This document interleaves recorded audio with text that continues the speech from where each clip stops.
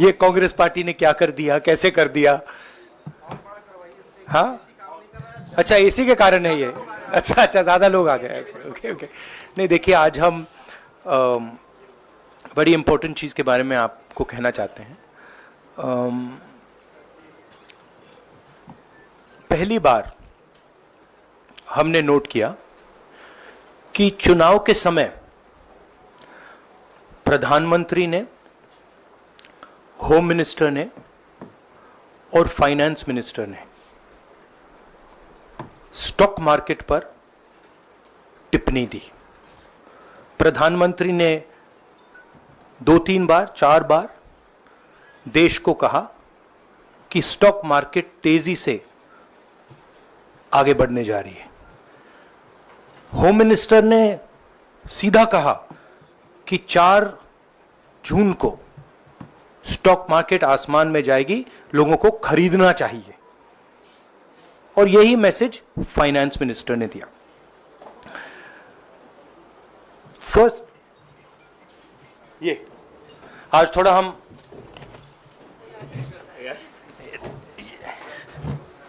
तो ये क्रोनोलॉजी है। अमित शाह कहते हैं by shares before 4 June.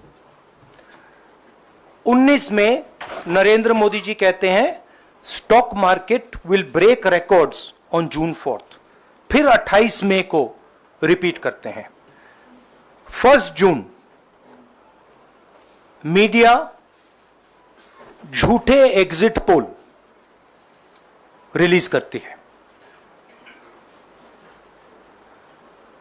BJP का ऑफिशियल जो इंटरनल सर्वे था वो उनको 220 सीट दे रहा था।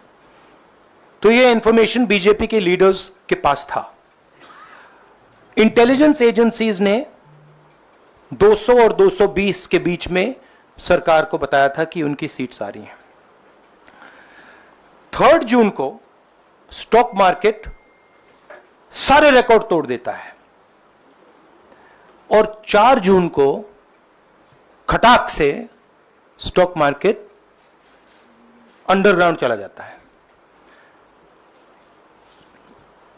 अगला स्लाइड दिखाइए जरा।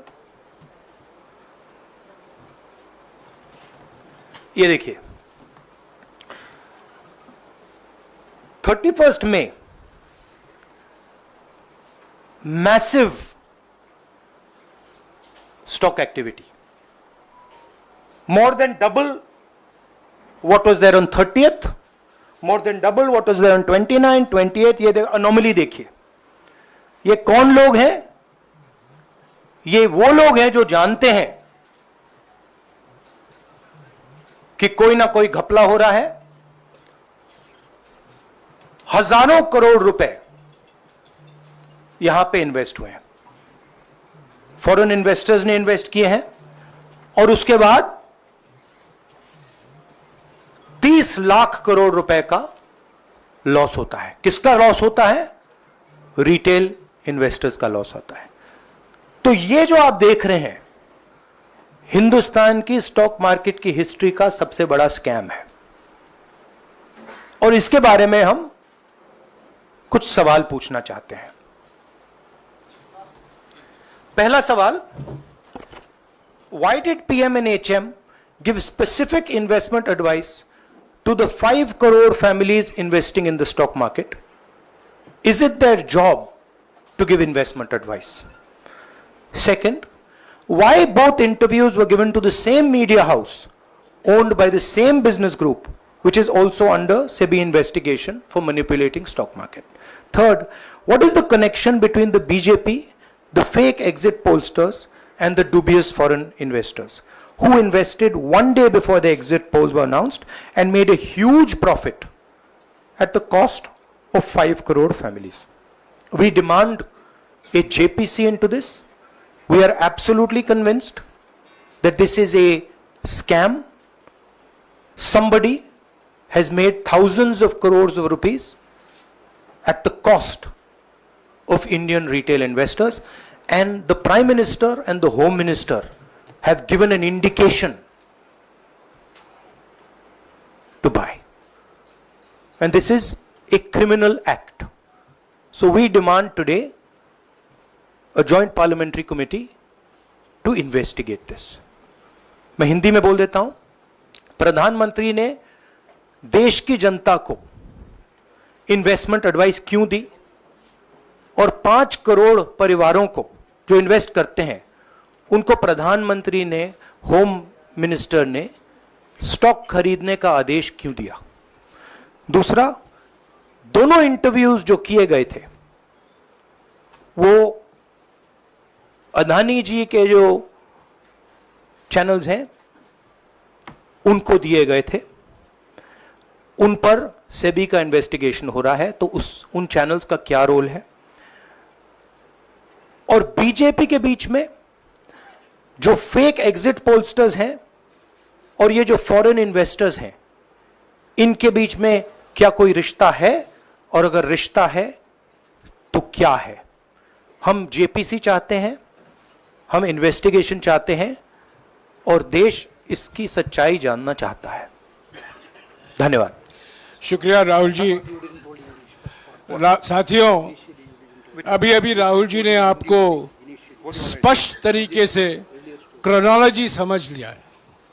बार बार गृह मंत्री कहते थे अब क्रोनोलॉजी समझिए. आज राहुल जी ने देश को क्रोनोलॉजी समझाया है. इसके ऊपर अगर आपके सवाल हैं तो एक एक करके आप पूछेगा. एक एक करके. I haven't said the chronology in English, so I'll say the chronology in English. 13th May 2024, the Home Minister says, buy shares before 4th of June.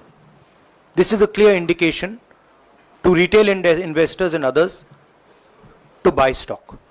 19th May, for the first time, and then repeatedly until the 28th May, the Prime Minister says that the stock market is going to break records on 4th June.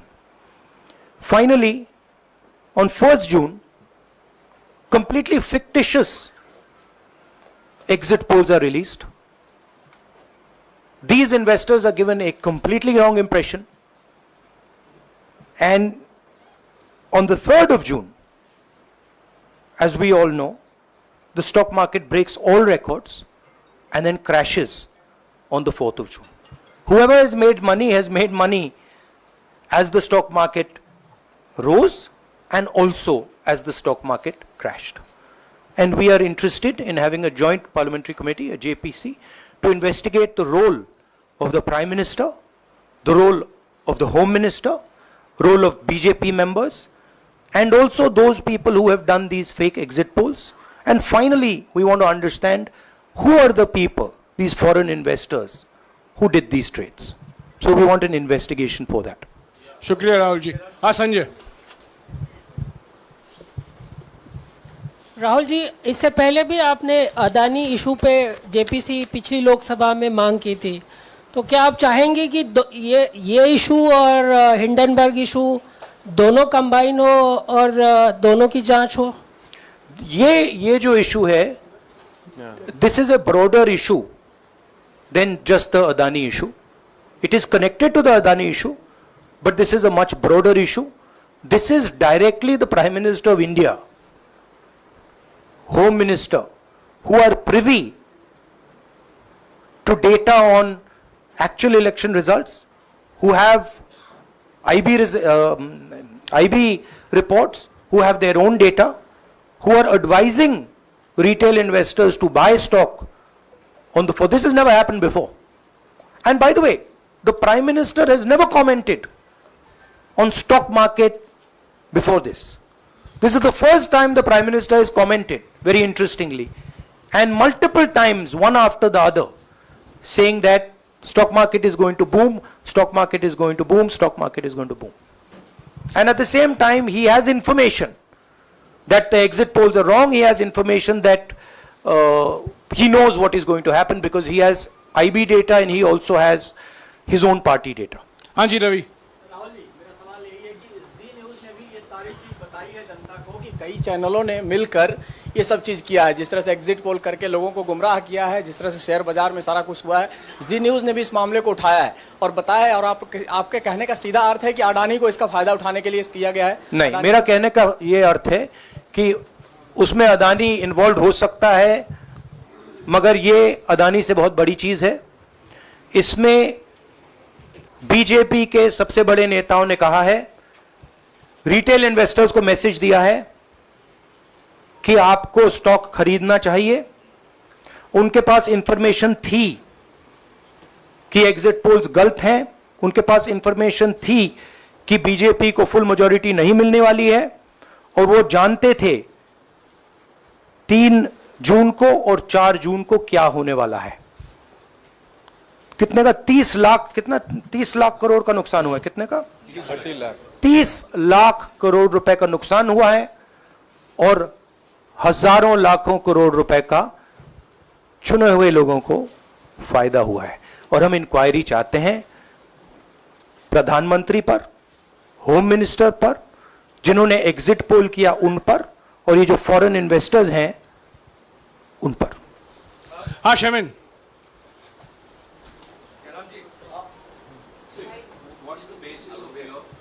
बहुत दूर है। 30 lakh crore loss of asset. How did you arrive at that figure? Do you want to explain?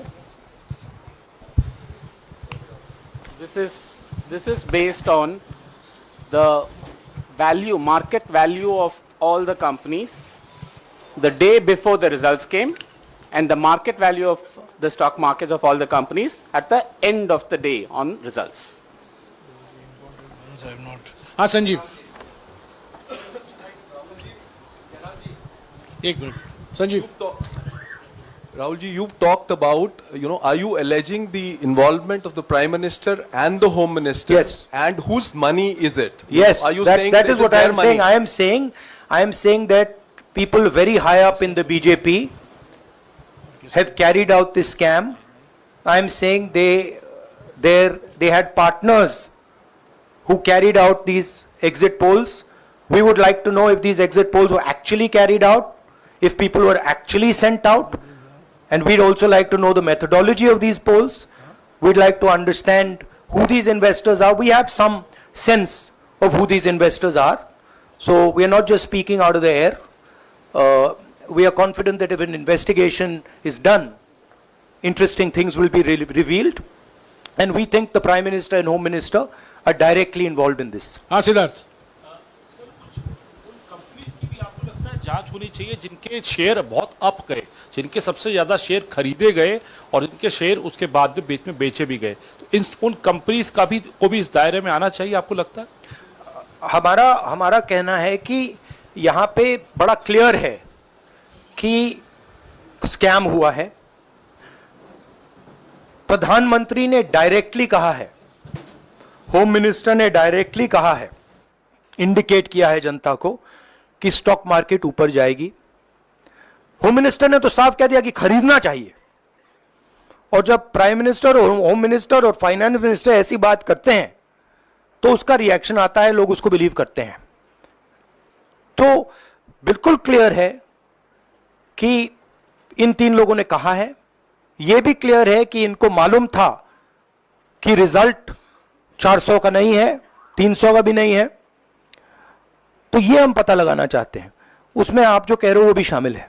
Rahul ji, Brahma Prakash Dubey, India daily live से। मेरा सवाल यह है कि जो आपने बताया है इतना बड़ा स्कैम है, पहले भी आपने कई मामले उठाए हैं, जेपीसी की मांग पहले नहीं मांगी गई है, तो क्या आपने कहा ये आपराधिक मामला है, क्या कोर्ट में जाएंगे या पुलिस में शिकायत दर्ज करेंगे? क्योंकि आप कह रहे हैं बहुत बड़ा घोटाला है ये। नहीं भैया, मैंने अभी आपको बोला हम जेपीसी डिमांड कर रहे हैं, इन्वेस्टिगेशन डिमांड। अगर नहीं मांगते तो पुलिस में, कोर्ट में जाएंगे? जो भी करना है करेंगे, बट हम आपको ये इंफॉर्मेशन दे रहे हैं कि ये जो हुआ है ये नॉर्मल चीज नहीं है। इसमें प्रधानमंत्री ने इंडिकेशन दिया है, होम मिनिस्टर ने इंडिकेशन दिया है, फाइनेंस मिनिस्टर ने इंडिकेशन दिया है, अदानी जी के चैनल्स के थ्रू इंटरव्यूज किए हैं, और फाइनली लोगों ने इन्वेस्ट किया है, लोगों ने फाइनेंशियल एक्शन लिया है, कंपनीज ने शेयर खरीदे हैं। इसी विषय पर, इसी एक मिनट, इसी विषय पर इस स्टॉक मार्केट घोटाले पर ही हम सवाल ले रहे हैं। मौसमी, इसी विषय पर कीजिएगा बस। एक मिनट, आ रहा हूं यार, एक मिनट, राहुल जी, एक करके आ रहा हूं यार। राहुल जी, हम लोग ने पहले भी देखा है कि आप लोग ने कई बारी जब सेशन होता है तो सत्ता पक्ष और विपक्ष आमने सामने होता है, जेपीसी की मांग होती है और सेशन पे सेशन वॉश आउट हो जाते हैं और जनता का पैसा वेस्ट होता है। तो क्या आपको ये लगता तो है- बीजेपी की लाइन है। तो क्या नहीं, मतलब जनता का पैसा के सेशन वाटर आप ऐसी टी शर्ट ले लो ना एक, मुझे मैं आपको टी-शर्ट दे लेने दूंगा, की जरूरत नहीं है। उनका उनका वो सिंबल दे दूंगा आपको, ये राहुल उनकी जी, लाइन है। सवाल आपको पसंद नहीं आए वो अलग बात है, पर आपको किसी नहीं, के सवाल साथ मुझे इस तरह बहुत से- पसंद आ रहा है। इस तरह से उंगली उठाने की जरूरत नहीं है। आप चेक बहुत अच्छा लग रहा है, बोलिए। बीजेपी का बैच पहनने की आप जरूरत सवाल नहीं। पूछे ना, सवाल नहीं, आपको सवाल भी पूछे। जयराम साहब ये बोलना चाहिए, नहीं, सवाल गलत पूछे। बात है। सवाल पूछे। मेरा बस ये सवाल था कि जेपीसी की मांग पे कई बारी कामकाज ठप हो जाता है, तो क्या आपको लगता है कोई और भी राह आप लोग सड़क की राह इख्तियार कर सकते हैं, क्योंकि ये आम आदमी का पैसा है। ठीक, हम जनता को एक रियलिटी बता रहे हैं कि यहाँ पे क्लियरली एक स्कैम हुआ है। यहाँ पे प्राइम मिनिस्टर ने इंडिकेट किया है, यहाँ पे होम मिनिस्टर ने इंडिकेट किया है, यहाँ पे फाइनेंस मिनिस्टर ने इंडिकेट किया है। नॉर्मली बीजेपी की ये पोजीशन होती है कि जब भी हम कोई मुद्दा उठाते हैं तो हम पार्लियामेंट का टाइम वेस्ट कर रहे हैं। वही पोजीशन आपने अपनाई है, इसलिए मैंने आपसे कहा कि देखिए आप बीजेपी की पोजीशन ले रही हैं। रियलिटी, एक सेकंड, रियलिटी ये है कि हम जेपीसी करवाएंगे। अब ऑपोजिशन में बहुत ज्यादा ताकत है, बहुत ज्यादा स्ट्रेंथ है और पूरा जो पार्लियामेंट का की सिचुएशन है वो बदल गई है। हाँ जैनेंद्र, राहुल जी, जेपीसी की मांग जो आपने की है वो तो पार्लियामेंट सेशन में होगी, लेकिन ये जो आम निवेशक हैं देश भर के जिनका 30 लाख करोड़ डूबा है, उनमें कर्नाटक के, तेलंगाना के, हिमाचल के भी लोग होंगे। तीनों राज्यों में आपकी सरकार है, क्या राज्य की जो जांच एजेंसी है उसके जरिए आप जो उन राज्यों के निवेशकों का कम से कम पैसा डूबा है, ये जो आप पूरे नेक्सस की बात आप कर रहे हैं, गुमराह करने की बात कर रहे हैं, क्या वहां से कोई इसके बारे में कार्रवाई की हम उम्मीद कर सकते हैं? सोचा जा सकता है, बट ऐसी चीज के लिए शायद जेपीसी सही औजार होगा। हाँ Ranjita, last question. Ranjita, okay, Mohit is asked, Ranjita यार आप पूछते रहे। मोहित चलो। आपको ऐसे सर मैं He's upset with me. Sir मैं मोहित आपने चमत्कार किया, पूछ लीजिए। सर मैं मोहित हूँ, न्यूज नेशन से। नहीं, जानता हूं। सर लगातार पिछले घोटालों में भी आपने जेपीसी की बात की थी, आपने हर जांच की बात की और ये एक बड़ा घोटाला सामने आया, इसमें भी आप जेपीसी की मांग कर रहे हैं। कितनी उम्मीद है कि लोग जेपीसी की ये लागू करेंगे? आपको क्या लगता है कि ये जेपीसी लागू करने वाले, अगर नहीं करेंगे फिर क्या करेंगे आप लोग? नहीं, हम प्रेशर लगाएंगे, डालेंगे, बट मुझे लगता है कि जो पहले राजनीतिक सिचुएशन थी, जिस इंप्यूनिटी के साथ प्रधानमंत्री पहले काम करते थे, मुझे लगता है वो अब खत्म हो गया है, तो दूसरा नतीजा आएगा। राहुल जी, ये आखिरी है क्या और दो लेंगे? ये आखिरी है, आखिरी। नहीं, आखिरी हो गया, इन्होंने कह दिया आखिरी। ओके रंजीता। राहुल जी, आज जो आप बातें कह रहे हैं कि सबसे बड़ा ये घोटाला है, क्या जिन उद्योगपतियों का नाम आप हमेशा लेते रहे हैं, चुनावी जो रैलियां रही हैं उसमें भी और उसके बाद भी, क्या आप कहना चाहते हैं कि सरकार ने मदद की है उन उद्योगपतियों को और अमीर बनाने में? नहीं, मैं कह रहा हूं, मैं सिर्फ सरकार की बात नहीं कर रहा हूं, मैं दो इंडिविजुअल्स की बात कर रहा हूं।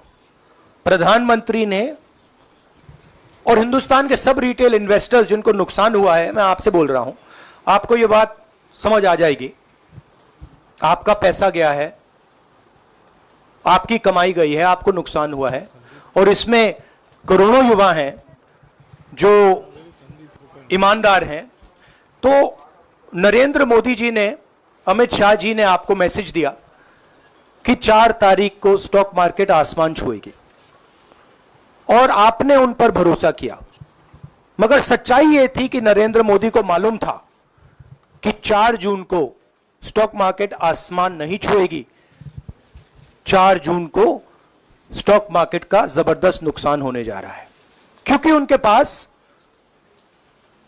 इंटेलिजेंस की रिपोर्ट थी और बीजेपी का जो इंटरनल असेसमेंट था 220 सीट का, वो उनके हाथ में था।